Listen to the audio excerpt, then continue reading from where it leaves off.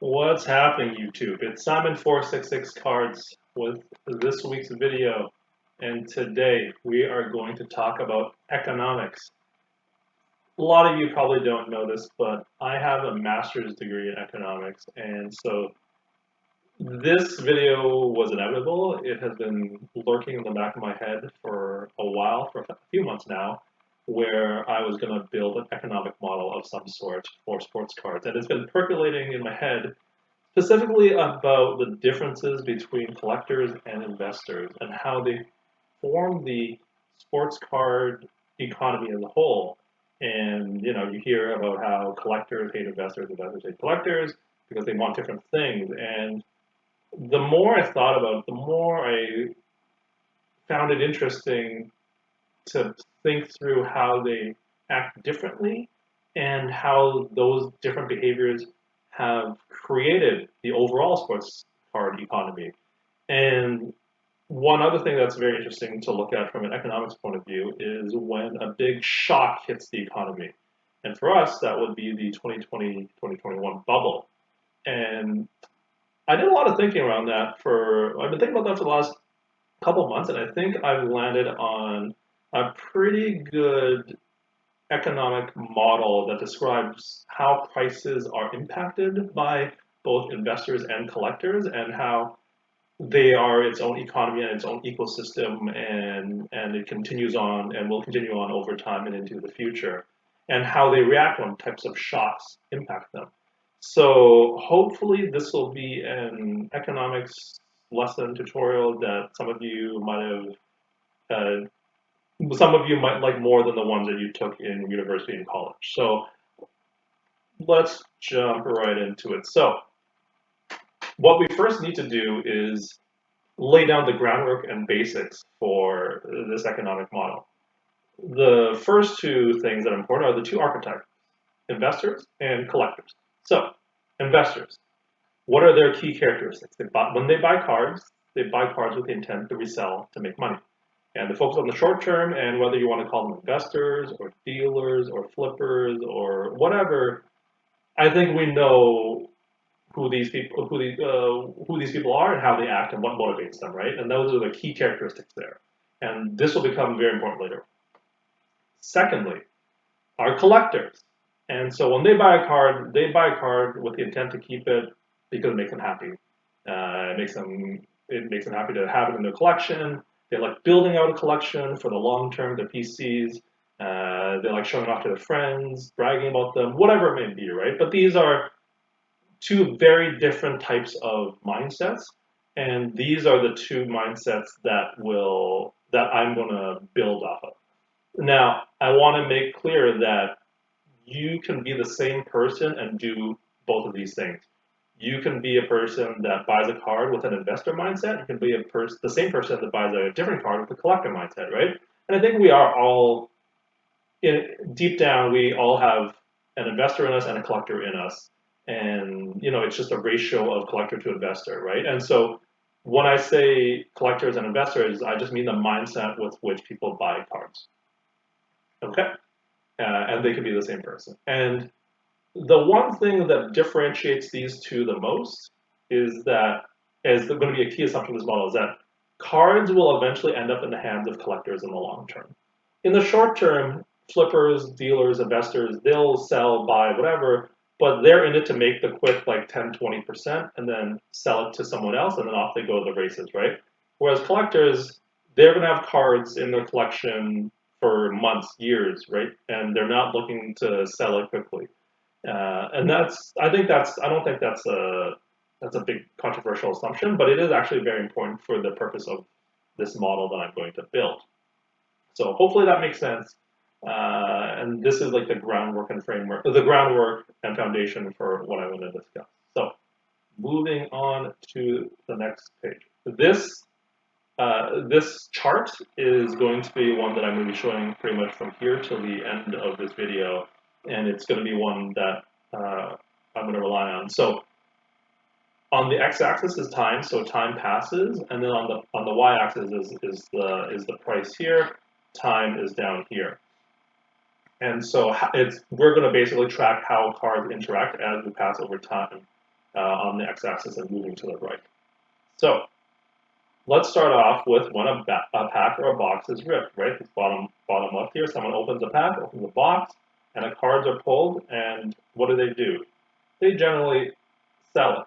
And who do they sell it to? They sell it to investors. And so investors will buy them, whether they're at a card show, your local card shop, your LCS, or on eBay. It might get snapped up by an investor, or on a bunch of different variations of where you can sell these to investors, right? I don't think that's very controversial. And then the investor's job is then to sell it to a collector who will hold it for the long term. And so this is like a very, very, like for most economic models, they will be very, very simple and basic. So there's probably a little bit more happening here than what I'm showing, but I think generally this is a pretty simple framework to work around, and you'll understand why I'm keeping it this simple later on. Like what it could be, it could be the pack is ripped, it's sold to an investor, it sells to another investor, to a collector, but like this general trend should be pretty straightforward to follow. Okay. Once a collector has it, talked about this at the beginning, right? They hold it for the long term. So they're going to stay. That's going to stay in the collection for the long term. And this part of this economic model is the one that I'm going to focus on the most. But I want to just finish this piece off by saying eventually that collector is no longer a collector for whatever reasons. They get tired of collecting, they want to sell their collection because they're moving, they need to sell the cards for money, they want to give the cards to their kids, there's no room for them in their condo, in their house, whatever. At some point, or quote unquote, or other reasons, this collector is no longer a collector, and then what happens to those cards? They just get sold right back to another investor, right? You hear a lot of stories about this person is looking, has passed away, they lost a bunch of cards, and then a dealer or an investor, or whatever you want to call them, they buy a big collection, they buy from them at, 50, 60% of the value, then the collector, the investor has this big collection, then they sell off in pieces, and those go to a new collector, right? We won't focus on this piece as much, but this trend here of boxes ripped, sold to investor, then sold to collector keeps long term, is the one we're going to focus on. And basically, this model is a very basic model, and it's how both investors and collectors are important in the sports cards hobby. What is also important is this next thing called the collector's maximum willingness to pay, which is basically what can an collector afford, right? And so let's talk about that a little bit. Collectors are going to buy cards, but there's a limit on how much they're willing to pay, and that's what we're going to call the maximum willingness to pay, the MWTP. In other words, it's their budget, right? Many collectors don't have an unlimited budget. They have an amount that they can afford up to, but not above, right? And so that's the amount that's like basically their max. And so the amount that they pay will always be either at or below their maximum willingness to pay. And the difference between the two is just what we would call the collector's benefit. It's just the difference between what their budget was versus what they actually paid. So in this example, let's say the maximum willingness to pay was $100 for a card, and they only paid $40 for it, then their benefit is $60, right? Because they were willing to pay $100, they only paid $40, so they benefited $60 from this transaction. And again, these collectors are happy so long as they pay a price below their maximum willingness to pay. And in economics, it's called the economic benefit. For the sake of this, we're going to call it the collector's benefit. And this is important. This idea of the maximum willingness to pay. It's going to be very important later on when we talk about the bubble. All right. And so the other important note, yes, I should include this, is there is a collector's maximum willingness to pay, right? Because it's impacted by how much money they have in their savings account, how much money they make, et cetera, et cetera, et cetera. An investor maximum willingness to pay doesn't exist, right? Because their only concern is profit. So no matter what the price is, as long as they believe they can resell for a higher price, they'll buy it, right? If someone could buy a card for $1 million and resell it for $2 million, they would absolutely buy it, right? They would partner up with like 8 of their friends or other investors and like buy it as whatever, and then hold on to it and resell it, right? So that That's why an investor maximum willingness to pay does not exist. One other thing I left out. You'll notice that the collector's maximum willingness to pay is a straight line over time, right? Like over time on the x-axis. It's a straight line because unless there are what we call exogenous shocks or external factors that impact their situation, this doesn't change, i.e., all else being equal, no matter what the time is, this person's budget doesn't change. Unless there are shocks to the system, or which will change what we call the demand curve, which we're going to talk about in a second. So that being said, let's talk about that, about how shifts can happen to the maximum willingness to pay. They can go up or they can go down, right? Your maximum willingness to pay, or a collector's maximum willingness to pay, can go up for one of two reasons. One is when you have more disposable income. You know, if you make $100,000 a year and then overnight you hit the lottery, guess what? Or even if you get a raise to $200,000, you have more disposable income. The maximum willingness to pay you have for cards is going to go up if you are a collector. The other reason is if new collectors enter the economy, right? Then there's more demand for things, right? So some new collectors maybe will have more money. They'll inject more money. There'll be more demand for the cards. On the flip side, the maximum willingness to pay for collectors decreases when they have less disposable income, or when collectors exit the economy, right? The sports card economy, right? So the exact opposite of this. And so this is what will shift your willingness to pay, the collector's willingness to pay up or down. But you'll notice that again, it doesn't change over time unless these type of shocks happen, and then it's just moving up or down, but it doesn't. The actual line is straight over time. Because it doesn't matter if all else being equal, it doesn't matter if we're talking 2022 versus 2023. If all of your other kind of conditions or all else being equal, the price you're willing to pay, it will stay the same. Okay. Now let's go back in history. And let's talk about what the sports card economy looked like for many years. And so I'm just going to call this post-junk wax to around 2018, 2019. Again, we're just going over what we talked about at the very beginning of the video in terms of the base scenario, let's say, right? So someone opens a pack, opens a box, they sell it to someone who sells it to someone else, and then it remains in their collection for a long, long time down here. And so as long as they're able to acquire, as long as the collector is able to acquire for a price below their maximum willing to pay, they're happy. And so you can see this for the sports card industry, the sports card economy, prices were very stable for many, many years, for about almost, say, like 15, 20 years, 15-ish years, right?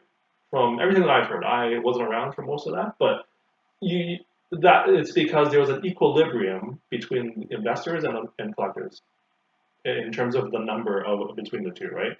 There weren't too many investors relative to collectors and vice versa, and so there was this like ecosystem, economy, whatever you want to call it, where everybody was in harmony and everything worked well.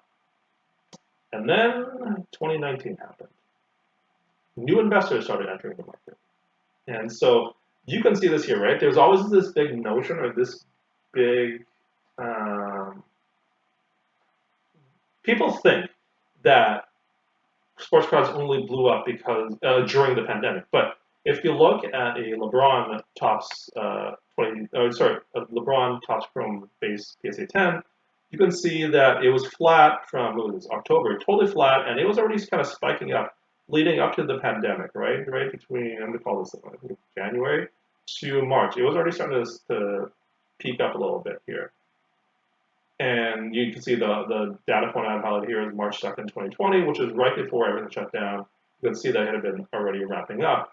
And so I'm saying that that's because, if we go back to this previous scenario, there was a lot of room between collectors' maximum willingness to pay and what they were paying. So investors more investors entered the market to grab some more of this money, knowing that people would still buy it, right? There might have been other reasons for this, but you can see that the people were starting to enter the market up until starting around 2019 and up until the pandemic. Then the pandemic hits. What happens then?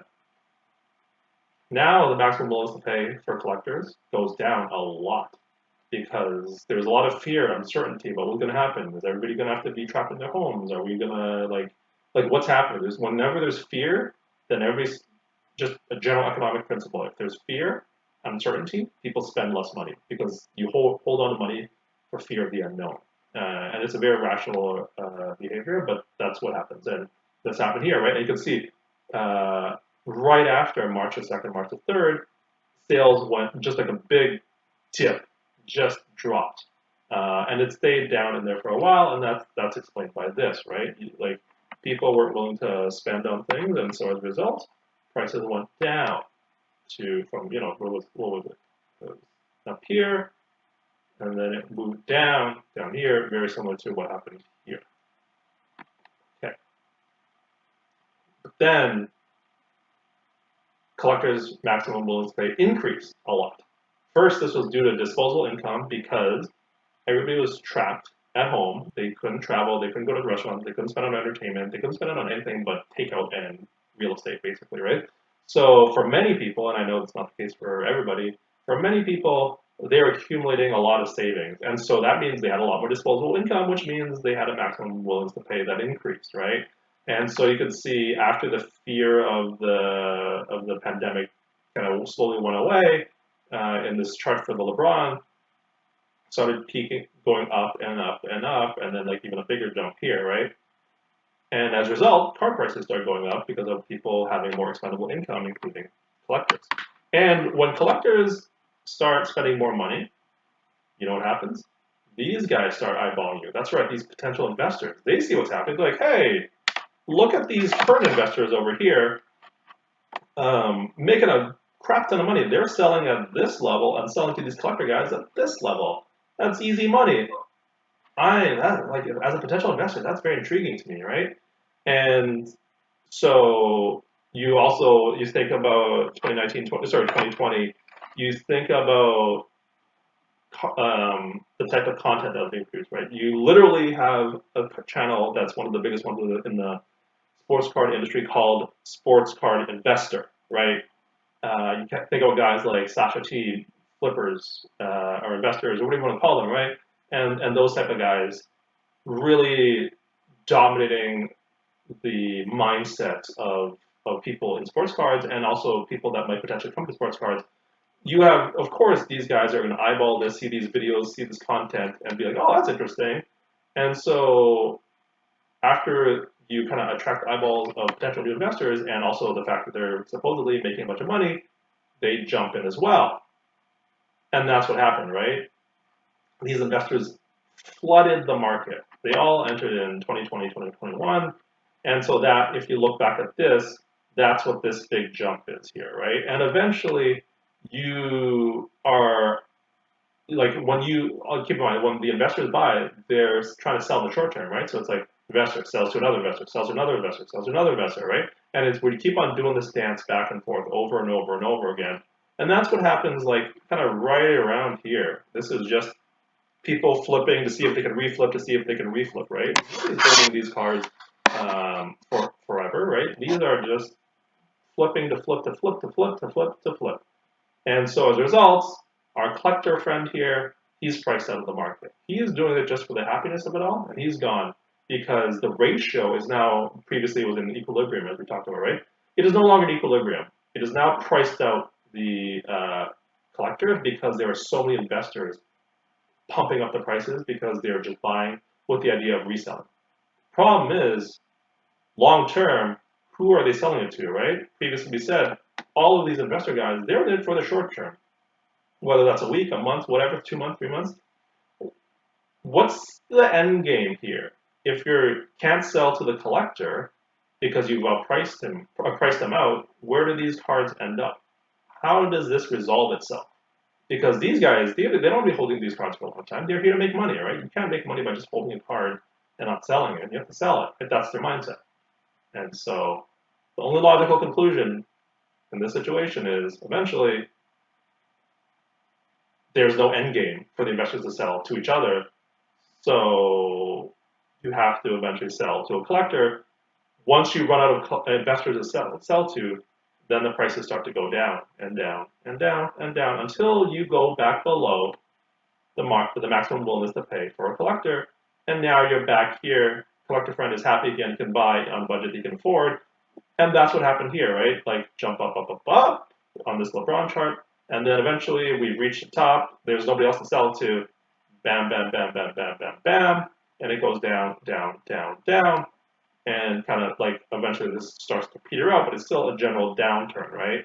It's because we've now gone out of this area. We're now slowly going back down to this. And now we're back down to our collector friend.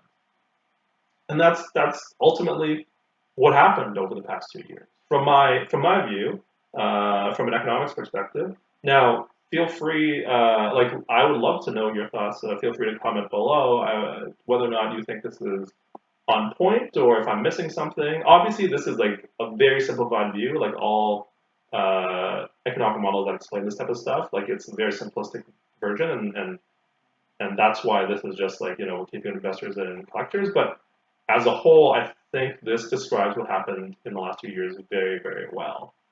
And so, while now we've reached this point where the collector is happy, what about the investors? What's happening to them, right? All the free money is gone. All the easy money is gone. So what happens? Guess what? When the promise of easy money is gone, many investors who jumped in, they're gone. They're out. And now we're back to an equilibrium. But what you will notice, though, is that there are still more investors here in the market. Remember, like, I'm using these little piggy banks, but remember there was only 1 or 2 before, now there's 3. And that's because some of these investors have stayed. And so if you go on any Facebook group these days, how many posts do you see in a week that says, I'm buying heavy at 75%, I'm buying strong at 80%, I'm buying budget of 10K, buying below eBay comps, right? Those guys are all flippers. They're all investors. They're all dealers, right? Like that's basically what they are. And so there's way more of those type of people that have stuck around than existed before. So there's been a growth in that. But we've now reached a point where prices have leveled off, and we're now in an equilibrium. Now, how do I know this? Let's compare to, I think, two of the most important, but also highly transacted cards. One is the 86 clear Michael Jordan PSA 9. You can see these dates that are highlighted for both the LeBron below and the Jordan above. They're right before the pandemic, early March, right, 2020. You can see the price again. You can see it's crazy how close these two charts look, right? These are two of the goats. The PSA 10 for Michael Jordan is obviously not enough transaction to be able to look at these trends properly. But if you compare these two, they look very similar, even down to even like a starting to spike up right before the pandemic, immediate drop back down, and then slow trend back up, and then big spike right around the end of 2020, early 2021. And then big crash, and then like a slow, gentle slope downwards, right? These for both the LeBron and the Jordan. And so you can see here the current price for this Jordan PSA 9 rookie now is 17. Okay, right before the pandemic hit, it was at 10K, so we're about 70% higher. But it's now back in the ballpark of what it was before. Now 70% sounds like a lot, but there's also more collectors and investors in the market than there was pre-pandemic. I think some people obviously have left, but some people stayed around. So it's not surprising that there would have been an increase. Now, can this go down further from 17? Probably. Can it go up? Maybe at this point. Like we're now back in the range of what would have been normal before. If you look at the LeBron, again, it was like $7,500 pre-pandemic. Where are we now for this card? We're actually below. We're at $5,800, right? So that suggests to me that this card is maybe not at the bottom. Nobody will ever be able to predict bottom as well, but you have to think that we're in the ballpark, right? And so the reason that why it might be below what it was pre-pandemic or like right before the pandemic is the Lakers suck. There's no way around it. There's no real future or path to a championship for LeBron as long as he stays in LA, and it looks like he's going to be there for at least another year. Like this season is lost cause; they're not going anywhere. And then like with Westbrook's contract, like there's no way out of it, right? So and like the rest of the rosters 3 through 15, 3 through 12, what do you want to call it, outside of 80 is the worst in the league, hands down. It's not close. So maybe that's why it's baked in. Like he's going to be on a crappy team for the next year or two, and then at that point he's going to be like 39, 40, and like what are you going to do then, right? Like this is kind of it. Besides the the scoring, like the all-time being the all-time leading scorer. So maybe that's kind of baking in that lack of future good news. But all in all, if you look at these two prices, you're like, okay, one's above, one's below, but like we're back down to pre-pandemic prices, which suggests that we've reached a new equilibrium, and we have maybe not reached the bottom, but we've either reached the bottom or are somewhat close to reaching the bottom. So that's the video for today. It's obviously a little bit different. It's a lot more theoretical based, more economic based. Like I said, this has been percolating in the back of my head for a while, and it was inevitable that I was going to do a very chart heavy, economic theory heavy video, and so here we are. A little bit different from some of my regular videos, but I do hope you found this interesting, insightful, and enjoyed it. As we always do here, though, we always preview the next video that I'm going to do, and the next one is going to be rules I use to identify shill bidders. I've talked about this in the past in terms of shill bidders, so I'm bringing this back up. Things that I actually look for in terms of bidding history, and I'll walk through another shill bidder that I've identified and why I have identified them, and also a shill bidder that I thought was a shill bidder that might not be, or that I don't feel comfortable labeling as a shill bidder, and I will explain that as well. That was an interesting interaction I had on eBay, where my confidence level went from like 99% to like 50%. So I'll talk about that. So I hope you enjoyed the video, guys and gals. I am on Instagram at Simon466cards. Please like, subscribe, all that good stuff, all the good YouTube stuff.